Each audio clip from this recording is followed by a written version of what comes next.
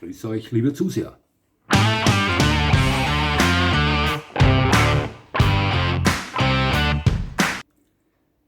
Nochmal herzlichst willkommen, liebe Zuseher, hier auf meinem Kanal.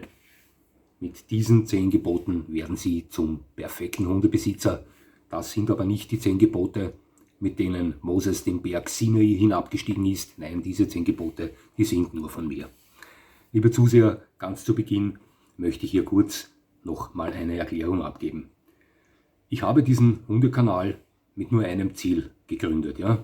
Und das ist, Leute zu erreichen, die in Zukunft vorhaben, sich einen Hund zu besorgen, noch nie einen Hund hatten, aber auch Leute zu erreichen, die schon Hunde hatten, die Hunde erfahren sind und Rasse interessiert sind, ja? Sich eventuell den einen oder anderen Tipp hier hervor kratzen zu können und so weiter. Ich weiß, dass es weltweit Hunderttausende, wenn nicht Millionen Menschen gibt, die, was Hunde betrifft, mehr drauf haben als ich. Ja, das ist mir klar. Ich würde mich selbst bezeichnen als alten Hundefuchs. Ich hatte schon einige Hunde. Ich habe mit sehr vielen Hunderassen zu tun gehabt. Ich war Hundetrainer, ich war Formrichter, ich war Figurant, also Schutzhelfer am Abrichteplatz. Ja, Hunde sind eine langjährige Leidenschaft von mir. Und jeder, der mich privat kennt, der weiß, wie ich zu diesen 4 Beinen stehe. Ich gerate oft in Situationen, ich erlebe oft Fälle, wo ein Team Hundebesitzer und Hund absolut nicht miteinander funktionieren. Und das macht mich dann oft traurig. Ja. Andererseits gerate ich oft auch in Situationen oder erlebe Fälle, wo das Ganze super funktioniert und super harmoniert. Und das macht mich glücklich. Und glauben Sie mir, ich meine das so, wie ich das sage. Und wenn ich da draußen auch nur eine Person erreiche, die einen Nutzen aus meinen Videos ziehen kann, dann freut mich persönlich das sehr. Und das ist der Grund, weshalb ich diesen Kanal gegründet habe. Mit diesem Kanal Profit zu erzielen, das ist Schwachsinn, denn jeder, der sich da in dieses Partnerprogramm einliest, der wird wissen, wie viel Millionen von Klicks man braucht, dass man da ein Geld daraus erwirtschaften kann. Ja, also ich wäre ein Träumer, hätte ich es darauf abgesehen. Also das ist absoluteste Nebensache für mich. Ja. Wird auch nicht zustande kommen, was mir egal ist. Wichtig ist das, was ich jetzt gerade vorher gesagt habe. Liebe Zuseher, ich habe hier 10 Gebote zusammengestellt, die meiner Meinung nach richtungsweisend sein könnten für Menschen, die sich mit Hunden noch nicht so gut auskennen. Aber auch vielleicht ein kleines Helferlein darstellen können für Leute, die schon Hundeerfahrung haben. Ja. Ich denke, mit diesen 10 Geboten, ja, biblische Geschichte, fahre ich ganz gut. Ja. Also ich persönlich halte mich daran. Ja. Und dachte mir, bring das in einem Video, vielleicht kann der eine oder andere davon profitieren. Lassen Sie mich mal durchstarten. Mein Gebot Nummer 1 lautet, informiere dich. Bevor ich mir einen Hund nehme, wenn ich ein Mensch bin, der noch nie einen Hund hatte, wäre es für mich Pflicht Nummer 1, mich überhaupt mal über dieses Tier zu informieren. Was ist ein Hund? Wir wissen, der Hund stammt vom Wolf ab. Das ist ein Beutegreifer, manchmal größer, manchmal kleiner. Ein vollzahniges Hundegebiss besteht aus 42 Zähnen, recht scharf, recht kräftig im Normalfall, ja, und wird von mächtigem Kauwerkzeug angetrieben. Manche Hunderassen haben einen knochenbrechenden Biss, andere wiederum nicht. Was kommen für Kosten auf mich zu, wenn ich mir einen Hund nehme? Welchen Zeitaufwand muss ich bringen mit einem Hund? Wie sieht es mit dem Platz aus? Was benötigt ein Hund an Platz? Habe ich das richtige Transportmittel, wenn ich mal wohin muss, um den Hund mitzunehmen? Wie sieht es mit der Sauberkeit aus? Hund, Sauberkeit. Das sind oft sensible Dinge. Wissen Sie, was ich meine? Ja? Informiere dich. Was ist ein Hund? Wie funktioniert ein Hund?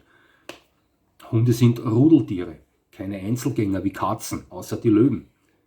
Die sind nicht so gerne alleine. Je mehr Leute da sind, desto wohler normalerweise fühlt sich ein Hund. Ihr Sozialverhalten ist extrem stark ausgeprägt. Und. Informiere dich. wäre für mich das Gebot Nummer 1. Das Gebot Nummer 2 lautet bei mir, schätze dich selbst richtig ein. Bin ich noch ist mein körperlicher Zustand noch geeignet für einen Hund? Sie wissen schon, Hunde müssen raus. Ich weiß, es gibt Menschen, die haben Matten zu Hause, wo sie ihre Hunde entleeren können. Ich halte davon nichts, aber das ist jedem seine Sache. Normalerweise, also für mich wäre das nichts. Wenn ich mir einen Hund nehme, dann muss ich damit rechnen, dass der Hund raus muss. Das sind Laufraubtiere. Ein Hund möchte in die Natur, der möchte Gerüche aufnehmen. Oftmals, wir sagen in Österreich manchmal, wenn jemand mit seinem Hund immer nur kurz rausgeht, also 1 Minute und dann wieder rauf, sagen wir, der windet seinen Hund nur aus und geht wieder nach Hause. Ja. Also von solchen Dingen halte ich nicht viel. Wenn ich mir einen Hund nehme, dann muss ich auch in Kauf nehmen, mit diesem Hund Spaziergänge zu unternehmen, rauszugehen mit ihm, in die Natur raus. Und wenn ich in der Stadt lebe, muss ich auch damit rechnen, hier und da mit dem Hund irgendwo aufs Land fahren zu können. Ja. Solche Dinge. Bin ich körperlich noch fähig dazu, das Ganze zu tun? Wie alt bin ich? Wie sieht es mit meiner Gesundheit aus? Habe ich die Ruhe in mir für einen Hund? Ein Hund erfordert viel Arbeit. Ein Hund erfordert viel Zeit, viel Geduld. Man ist oftmals im Stress mit dem Hund. Möchte ich das alles noch auf mich nehmen? Kann ich das noch auf mich nehmen? Deswegen mein Gebot Nummer 2. Schätze dich selbst richtig ein. Gebot Nummer 3. Wähle die richtige Rasse. Ich habe mich jetzt selbst richtig eingeschätzt und sage, ja, ich bin eigentlich körperlich noch fähig für einen Hund. Ich halte dem Ganzen geistig stand, körperlich stand. Ich nehme das auf mich, ich kann das auf mich nehmen. Ja. Wie sieht es mit meinem Hundewissen aus? Ist mein theoretisches Wissen ausgereift genug, um mir diesen Hund zu nehmen, der etwas etwas mehr Trieb hat? Oder reicht es eher nur zuerst mal für einen typischen Begleit- und Gesellschaftshund? Nehme ich mir einen Hund mit viel Fell, mit pflegebedürftigem Fell, ja? Als Beispiel gebe ich den Alaskan Malamut her. Wunderschöne Hunde mit bekannterweise selbstreinigendem Fell. Er ist immer sauber, seine Umgebung nicht. Es kann Ihnen schon geschehen, wenn Sie sich einen Alaskan Malamut nehmen, auch einen American Akita, dass Sie zu Hause einen Hundefellteppich haben. Diese Hunde können sehr stark haaren, neigen sehr stark zum Haaren. Ja. Liegt mir das? Hätte ich ein Problem damit? Ja? Das sind alles Fakten, das sind alles Eigenschaften bei Hunderassen, die ich mir sehr genau überlegen muss, bevor ich auf diverse Hunderassen zuschlage. Da spielt so viel mit, ich könnte jetzt unendlich weit ausholen. Wähle die richtige Rasse. Ganz, ganz wichtig. Hunde werden im Schnitt zwischen 10 und 15 Jahre alt. Es gibt Hunderassen, die werden nur 6 Jahre alt, speziell die ganz großen. Viele fallen da in den Bereich Molosserrassen hinein. Es gibt Hunderassen, die erreichen oft ein Alter von 18, 19, 20 Jahre. Speziell die ganz kleinen Gesellschafts- und Begleithunde. Wenn ich mich dann für die falsche Rasse entschieden habe und dennoch aber so ein großes Herz habe und es nicht übers Herz bringe, diesen Hund wieder wegzugeben, was den Normalfall darstellen sollte, dann sind sie wahrscheinlich nicht wirklich glücklich die ganze Zeit, die der Hund dann bei Ihnen lebt, wenn Sie die falsche Rasse wählen. Also wähle die richtige Rasse als Gebot Nummer 3. Gebot Nummer 4 ist, rüste dich aus. Sie haben sich informiert, Sie haben sich selbst richtig eingeschätzt, die richtige Rasse gewählt und jetzt kommt es zur Ausrüstung. Klar, vernünftig wäre, ich nehme mir diesen Hund im Welpenalter. Wir wissen, die ersten 4 Monate ist die Prägungsphase.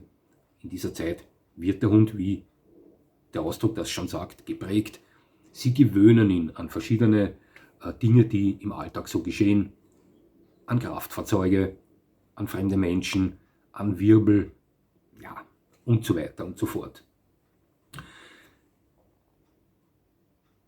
Ein Welpe braucht eine andere Ausrüstung als ein erwachsener Hund, ist ganz klar. Bei Zwergrassen ist das nicht so wild, aber bei Hunden, die größer werden, muss man dann schon etwas jonglieren, experimentieren, ausprobieren.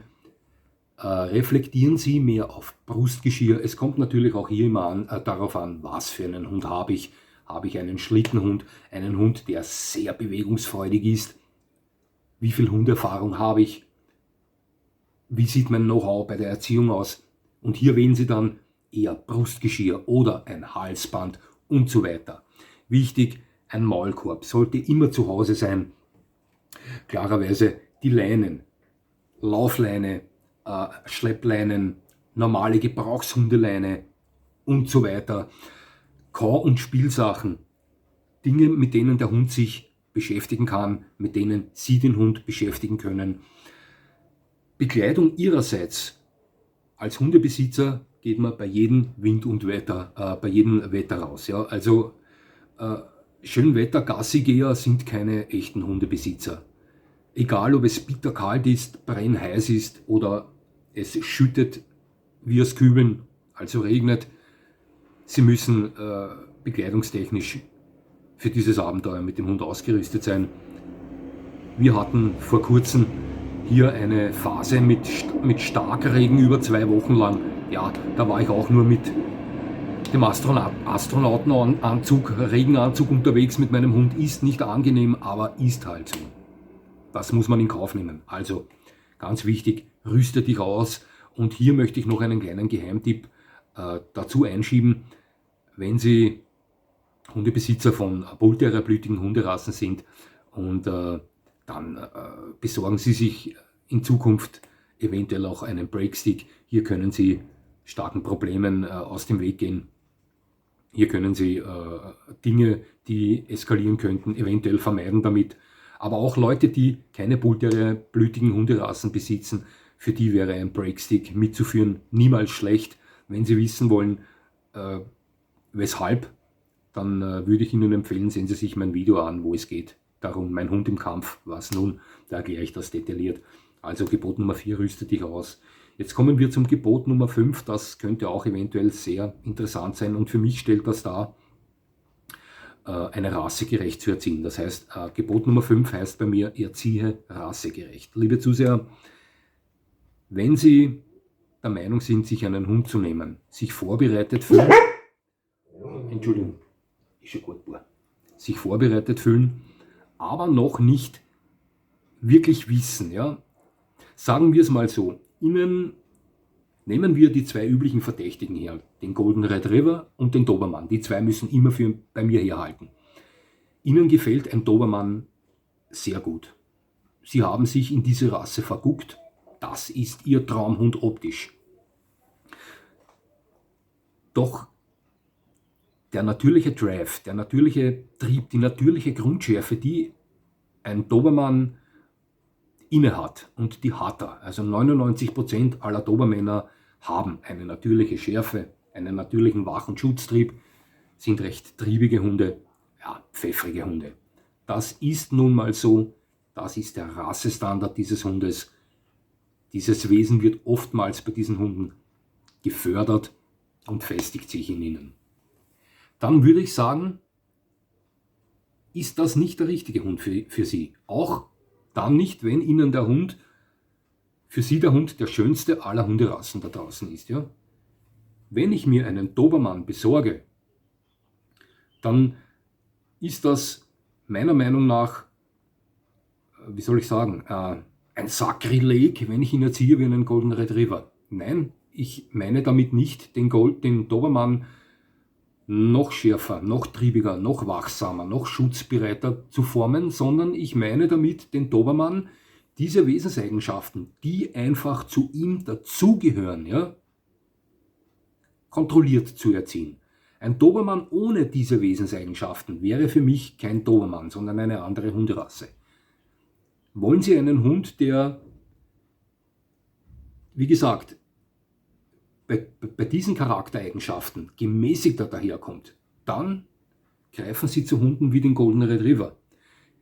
Wobei auch beim Golden Retriever Ähnliches gilt wie beim Dobermann. Nehmen Sie sich einen Golden Retriever, weil Sie finden, das ist der schönste Hund der Welt. Sie wollen aber einen Hund mit einer gewissen Grundschärfe haben, mit ausgeprägtem Wach- und Schutztrieb, Territorialverhalten, mit Drive und versuchen dann den Golden Retriever, diese Charaktereigenschaften anzuerziehen. Dann wäre auch der Golden Retriever für Sie der falsche Hund, meiner Meinung nach. Dann nehmen Sie sich einen Hund in der Manier eines Dobermanns, ja, um so einen Hund zu erhalten. Einen Golden Retriever würde ich völlig anders erziehen als einen Dobermann. Ich würde die Eigenschaften, die einen Golden Retriever ausmachen, fördern, genauso wie ich die Eigenschaften, die einen Dobermann ausmachen, kontrolliert fördern würde.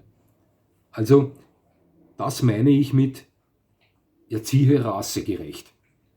Möchte ich einen etwas härteren, triebigeren Hund haben, dann fische ich in der Richtung Gebrauchshunderassen und so weiter herum, wo diese Hunde vorhanden sind. Ja? Ich würde mir solch einen Hund aber nicht nehmen, nur weil er mir gefällt und ihn dann versuchen zu erziehen, in Charaktereigenschaften anzuerziehen, wie sie zum Beispiel ein typischer Golden Retriever vorweist. Jetzt verstehen Sie, was ich meine. Das meine ich mit, erziehen Sie rassegerecht. Ja? Das war Gebot Nummer 5. Jetzt kommen wir ebenfalls zu einem für mich sehr wichtigen Gebot, und das ist das 6. Das bedeutet, fokussiere dich. Und da möchte ich ein paar Beispiele geben. Geschehen die verrücktesten Dinge da draußen. Ja? Auch mir ist letztens etwas Verrücktes geschehen, das werde ich dann gleich erzählen. Aber ganz kurz, ich sehe so viele Hundebesitzer spazieren gehen mit ihren Hunden, denen der Fokus auf ihren Hund bei dem Gassigehen völlig fehlt. Die laufen mit dem Smartphone herum, haben den Hund an der Leine und laufen mit dem Smartphone, auf das Smartphone guckend in der Gegend herum und sehen nicht, was ihr Hund tut. Die bekommen nicht mit, was ihr Hund tut. Wir haben, in der Gegend haben wir eine Dame mit einem Dobermann, mit dem sie völlig überfordert ist. Der Hund ist top, ich habe das schon einmal kurz erzählt, aber sie ist völlig mit dem Hund überfordert, und als ich sie mal darauf ansprach und sagte, Mädchen, also Madel, das ist ein Wahnsinns-Superhund, mit dem gehört gearbeitet, meinte sie, ich nehme keinen Dobermann mehr. Das ist ja nicht Sinn und Zweck der Sache. Wenn dieser Hund einen anderen Hund von der Weite sieht, dreht er am Rad, geht zur Attacke über, sie blickt ausnahmsweise vom Tablett oder Smartphone weg und tragt den Hund am Brustgeschirr wie einen Koffer dann weg. Sie wirkt nicht auf den Hund ein, sie reagiert, ja? Sie agiert nicht, da kommt kein Kommando, gar nichts, also das ist fürchterlich anzusehen. Aber wie gesagt, hier ist Fakt, dass der Hund nicht nur nicht erzogen ist, also dieses Gespann passt überhaupt nicht zusammen, sondern dass der Hundebesitzer noch dazu völlig mit dem Fokus weg ist vom Hund, wenn dieser Hundebesitzer mit dem Hund spazieren geht. Und letztens ging ich mit meinem Hund ebenfalls am Abend durch die Ortschaft spazieren, kam mir ein Mädchen mit 15, 16 Jahren entgegen, auf einem Weg, auf einem Gehweg, der etwa 10 Meter breit war.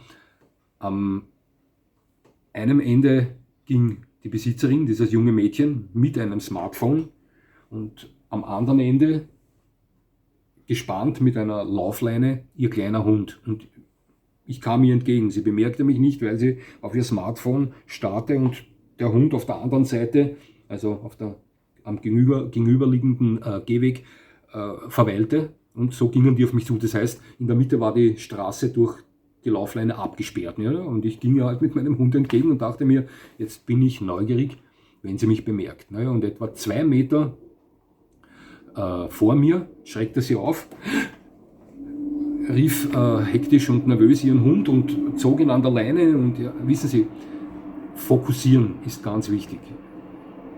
Den Fokus beim Hund haben, beim Gassigehen ist ganz wichtig. Mimik und Gestik lesen beim Hund ist unheimlich wichtig. Und jetzt erzähle ich Ihnen ganz kurz, was mir vor kurzem passiert ist. Ich bezeichne mich als alten Hundefuchs und dennoch geschehen mir heute noch Unfälle.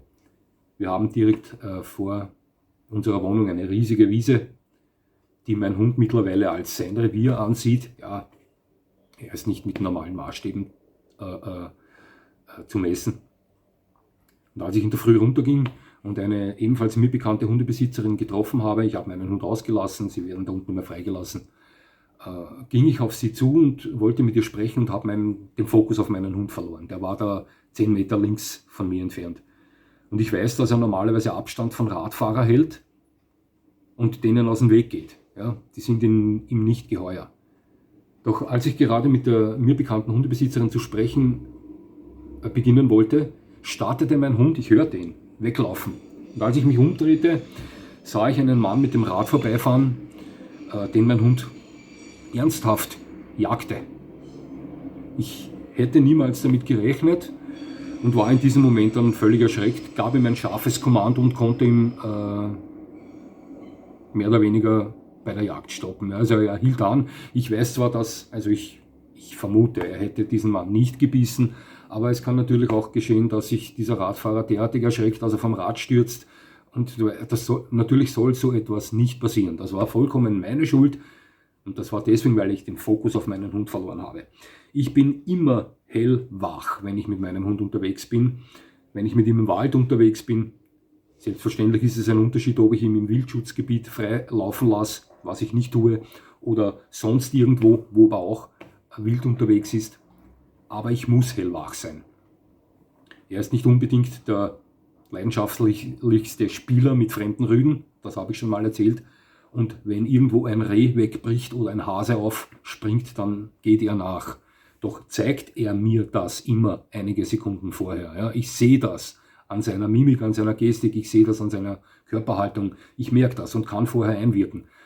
Würde ich allerdings nicht ständig meinen Fokus auf ihn gelegt haben, dann breche hier diesbezüglich das Chaos aus. Deswegen, wichtig, meiner Meinung nach, fokussiere dich auf deinen Hund. Egal, ob er an der Leine ist oder ob er frei läuft. Wenn Sie mit Ihrem Hund Gassi gehen, beobachten Sie ihn. Seien Sie bei ihm mit dem Kopf. Ganz wichtig. Hier können Sie vielen Problemen aus dem Weg gehen. Ja? So sollte das normalerweise aussehen. Das war das Gebot Nummer 6. Gebot Nummer 7, auch ganz wichtig für mich, ist: Pflege deinen Hund. Wir wissen, es gibt da diese Mäusegerste. In Österreich sagen wir dazu Schlürfhanseln. Und diese Mäusegerste, die verschwindet gerne mal in einem Hundeohr oder in Hundepfoten drin.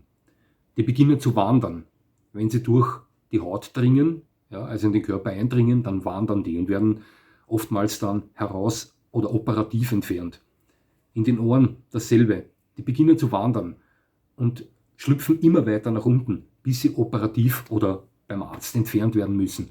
Bei mir ist es so, das gehört zur Pflege dazu. Wenn ich unterwegs bin, irgendwo, wo so eine Mäusegerste vorkommt, kontrolliere ich meinen Hund regelmäßig zwischen den Pfoten und in den Ohren, ob er so etwas nicht drinnen hat.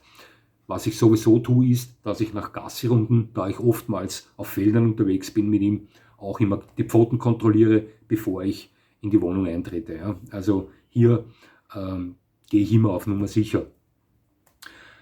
Ganz wichtig jetzt, Fellpflege, klar. Es gibt Hunde, die benötigen mehr Fellpflege und es gibt Hunde, die benötigen weniger Fellpflege. Doch alle Hunde benötigen Fellpflege. Speziell beim Fellwechsel. Manche Hunde haaren überhaupt nicht, wie zum Beispiel ein Pudel. Doch auch hier muss man sich um die Unterwolle kümmern. Scheren, trimmen und so weiter. Selbe beim Riesenschnauzer. Andere Hunde haaren wieder sehr stark, wie zum Beispiel Alaskan Malamut oder American Akita und so weiter. Würden Sie sich hier nicht ums Fell kümmern, würde das unweigerlich zu schweren Juckreiz führen. Der Hund kratzt sich permanent, entwickelt Infektionen und so weiter und so fort. Fellpflege sehr wichtig. Krallen. Viele Hundebesitzer bewegen sich recht wenig auf harten Untergrund, Beton, Straßen. Sie wissen schon, viele Hundebesitzer sind sehr viel auf weichem Untergrund unterwegs und dann nutzen sich die Hunde oftmals nur sehr schlecht die Krallen ab. Ich habe Hunde getroffen, die haben so lange Krallen, die können schon nicht mehr gehen. Doch liegt es mir fern, Leuten zu sagen, was sie zu tun haben. Ja, ich kann nur Tipps geben oder sie eventuell darauf hinweisen, erst die Hundekrallen sind aber schon ziemlich lang, ja, stören die nicht? Ja, so in die Richtung, aber man merkt dann schon schnell, ob ein Hundebesitzer das annimmt oder ob er sagt, das geht dich nichts an, so in der Richtung. Ja. Krallen. Mein Hund bekommt einmal die Woche, ja, das hört sich für Sie jetzt sehr viel an, ich erkläre das dann gleich wieso, einmal die Woche die Krallen gedremelt, jeden Freitag. Ja.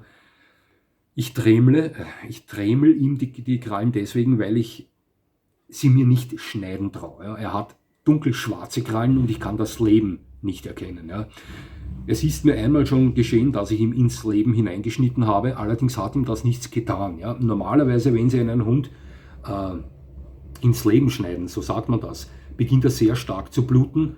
Das Ganze ist verbunden mit einem Aufschrei des Hundes und der Hund wird sie dann höchstwahrscheinlich mit der Nagelschere, also mit der Krallenschere, nicht mehr näher kommen lassen. Ja, deswegen dremel ich meinem Hund einmal die Woche, jeden Freitag, die Krallen, weil ich sehr viel auf weichem Untergrund mit ihm unterwegs bin und er sich die Krallen nur wenig abnützt. Ja. Zähne. Wenn Ihr Hund viel Nassfutter bekommt, eventuell sogar noch industrielles Futter mit Zuckergehalt, von dem ich abraten würde, ja, wenig Trockenfutter, wenig Kauartikel bekommt, ja, dann kann es schnell geschehen, dass Ihr Hund Zahnstein entwickelt. Der kann so stark entwickelt sein, dass ihm irgendwann einmal dem Hund die Zähne ausfallen oder gerissen werden müssen. Es gibt hier verschiedene Hilfsmittel. Sie können Hundezahnpasta mit Fingerlinge kaufen, Hundezahnbürsten und so weiter. Ich handle das bei meinem Hund so, dass er recht viel Kauartikel bekommt, da er zu 90% mit Nassfutter gefüttert wird. Aber er bekommt viel Kauartikel und hält somit seine Zähne sauber. Ja.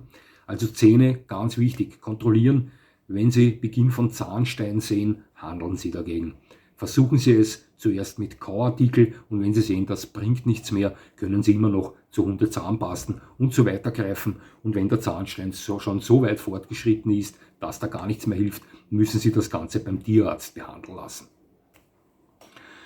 Kontrolle nach dem Gassigehen. Ich habe das vorher schon gesagt, die Pfoten kontrollieren, ob da irgendein Fremdkörper eventuell steckt, der mit der Zeit in den Körper eindringen kann, aber auch auf Parasiten, Zecken, Hirschlausfliegen und so weiter. Ich mache das regelmäßig bei meinem Hund, streiche ihm gegen das Fell, ja, und habe auf diese Weise schon oft Parasiten gefunden. Hirschlausfliegen, hinterhältige Tiere, ich mag sie nicht. Ja.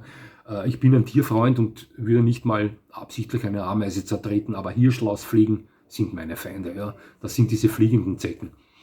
Die lauern am Waldrand, setzen sich am Hund, krabbeln unter das Fell, beißen sich fest, werfen ihre Flügel ab und sind dann mehr oder weniger, ja, haben denselben Nutzen oder Unnützen oder wie auch immer wie ein Zeck. Ja. Also Kontrolle. Ich streiche gegen das Fell meines Hundes regelmäßig und sehe nach, ob ich da irgendetwas finde.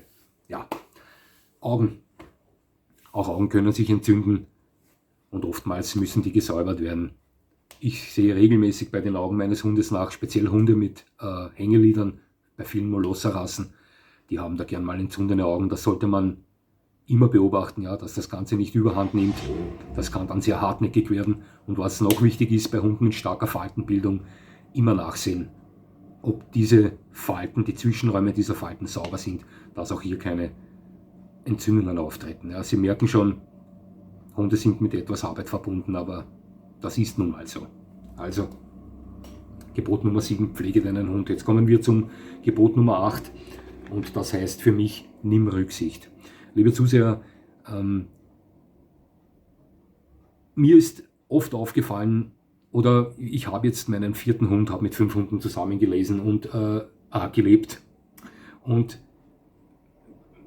mir fiel immer auf in der Zeit, wo ich Hunde hatte, dass man bei manchen Menschen nicht gern gesehen ist. Ja? Also wenn sie unterwegs sind, in einer Ortschaft, in einer Stadt oder irgendwas, dann wird ihr Hund, wenn es ein Rüde ist, irgendwo markieren, auch Hündinnen markieren. Ja? Also viele Hündinnen entleeren sich auf 1, 2, 3 Mal, aber viele Hündinnen markieren auch. Ja? Und wenn mal irgendwo ein Hund hinmarkiert hast, dann zieht das andere Hunde an wie ein Magnet. Und oftmals sind solche Stellen, wo Hunde hinmarkieren, Stellen, die jemandem gehören. Ja? Die betonierten Fundamente eines Zaunes von Privatgrundstücken oder Garagentüren und so weiter. Und hier kann es schon öfters zu Problemen mit den Besitzern dieser Grundstücke gehören. Ja, das muss man verstehen. Nicht jeder mag das. Auch dann nicht, wenn man sagt, hören Sie, beim nächsten Regen ist das wieder weg. Ja, ich kann das verstehen, darum sage ich, nimm Rücksicht. Ja, das Rücksicht nehmen auf andere Menschen, wenn man einen Hund hat, den Kot des Hundes wegräumen im bewohnten Gebiet. Entschuldigung, Vito, ist schon gut. Wenn ich in am Feld unterwegs bin oder im Wald, dann räume ich den Kot meines Hundes nicht weg. Ja? Das ist Schwachsinn. Allerdings in der Ortschaft, im bewohnten Gebiet, dann räume ich den Kot meines Hundes weg. Es werden so Schwierigkeiten mit anderen Leuten vermieden. Sie wissen schon, viele Hundebesitzer werden oft in einen Topf geworfen, weil es eben einige gibt, die das nicht tun, und dann sind einige Leute zu Recht wütend deswegen und so weiter. Nimm Rücksicht, was gehört noch dazu? Leinen Sie Ihre Hunde an, wenn Ihnen fremde Hunde entgegenkommen. Lassen Sie Ihren Hund nicht in fremde Hunde hineinstürmen. Das sind alles Dinge, die tut man nicht. Ja? Das ist pflegelhaftes Benehmen. Hier kann es leicht zu Streit kommen. Um solche Dinge, um einen Streit wegen solchen Dingen zu vermeiden, nehmen Sie Rücksicht und leinen Sie Ihren Hund an, auch wenn er noch so freundlich ist, wenn ein fremder Hund entgegenkommt. Nicht alle Leute wollen das. Ja? Dasselbe gilt in Freilaufzonen. Ich bin ein Mensch, der nicht in Freilaufzonen geht, da meine Hunde so erzogen sind, dass sie es oftmals nicht freundlich aufnehmen, wenn andere Hunde in sie hineingestürmt kommen. Ja. Mein Hund braucht eine gewisse Distanz, eine Kennenlerndistanz, und dann kann er sehr schnell mit einem anderen Hund Kumpel werden. Da dies oftmals in Freilaufzonen nicht so ist, betrete ich solche Orte nicht. Ja. Doch sollten Sie ein Mensch sein, der Hundefreilaufzonen betreten möchte mit seinem Hund, denken Sie an das. Ja. Das tut man nicht. Ja. Seine Hunde vielleicht zu zweit, zu dritt, zu viert auf eine neu eintretende Person mit einem Hund, die vielleicht das erste Mal da reinkommt, zustürmen zu lassen. Das sind alles Dinge, die zu Nimm-Rücksicht gehören, meiner Meinung nach. Dieses Thema könnte man noch ausbauen, aber Sie wissen schon, was ich meine. Also Gebot Nummer 8, nimm Rücksicht. Und Gebot Nummer 9, das wird Sie jetzt vielleicht etwas überraschen, ist erwarte Feindschaft. Und das habe ich kurz vorher schon angesprochen. Man erfährt viel Freundschaft, wenn man Hundebesitzer ist. Man lernt neue Leute kennen, Gleichgesinnte kennen, mit denen man sich über Hunde unterhält, über das Wetter, über Sonstiges. Ja. Man erfährt viel Freundschaft, man bekommt neue Freunde, wenn man Hundebesitzer ist. Ja, doch, man bekommt nicht weniger neue Feinde. Es gibt viele Menschen, die Hunde nicht mögen. Ja. Es gibt Menschen, die kommen von Kulturen, wo man sich von Hunde fürchtet. Es gibt Gartenbesitzer, denen ein Hund einmal zu oft an den Gartenzaun oder ans Garagentor markiert hat. Ja. Es gibt Hundebesitzer, die sie nicht verstehen, wenn sie sagen, bitte leih deinen Hund an, ja, die dann jedes Mal böse auf sie sind. Also erwarten Sie Feindschaft, wenn Sie Hundebesitzer sind. Ja. Es ist halt mal so. Wie gesagt, Menschen, die Hunde von Grund auf nicht mögen, es gibt genug Leute, die Giftköder auslegen. Ich habe noch keinen Stantabele erwischt, also bei der Tat erwischt, und das ist gut so, deswegen bin ich auch noch nicht im Gefängnis gewesen. Es gibt Hundebesitzer, die ihre Einstellung nicht verstehen. Auch die können sehr schnell auf sie böse werden. Wie gesagt, Grundstücksbesitzer, die nicht gern sehen, wenn ein Hund an ihrem Grundstück vorbeigeht und eventuell markiert. Also erwarten Sie Feindschaft. Bereiten Sie sich auf Leute vor, die Ihnen nicht wohlgesonnen sind, ja, wenn man das so sagen kann. Das ist für mich Gebot Nummer 9. Und jetzt Gebot Nummer 10, und das heißt, erkenne die unvergleichbare Freundschaft. Ich hatte viele beste Freunde in meinem Leben, aber ich sage Ihnen etwas. Ich hatte noch nie einen besseren Freund als meine Hunde. Und da gibt es dieses Sprichwort, dass mir der Hund das Liebste sei, sagst du, o Mensch, ist Sünde. Der Hund bleibt mir im Sturme treu, der Mensch nicht mal im Winde. Ja. Und ich versichere Ihnen, es gibt Situationen, wo Sie der beste Freund im Stich lässt. Ihr Hund wird Sie niemals im Stich lassen. Da lege ich meine Hand ins Feuer. Wenn Sie Ihren Hund richtig erziehen, wenn Sie Ihren Hund lieben und Ihr Hund Sie liebt, dann wird Ihr Hund Sie niemals im Stich lassen. Und selbst der kleinste und leichteste Hund wird versuchen, sein Leben zu geben, um Sie zu beschützen. Wird jederzeit an Ihrer Seite stehen, wenn Sie deprimiert sind. Wird Ihre Freude mit Ihnen teilen. Es gibt keine besseren Freunde als Hunde. Erkennen Sie diese unvergleichbare Freundschaft. Das ist das Gebot Nummer 10. Liebe Zuseher, ich hoffe, dieses Video hat den einen oder anderen weiterhelfen können. Halten Sie sich auf diese 10 Gebote des heiligen Ronny kann ich hier nicht sagen, denn ich war noch nie ein Heiliger. Ich denke mir, wenn Sie diese 10 Gebote, wenn Sie sich diese 10 Gebote zu Herzen nehmen, dann könnte der ein oder andere sich vielleicht den Weg noch mehr ebnen zu einem glücklichen Leben mit einem Hund.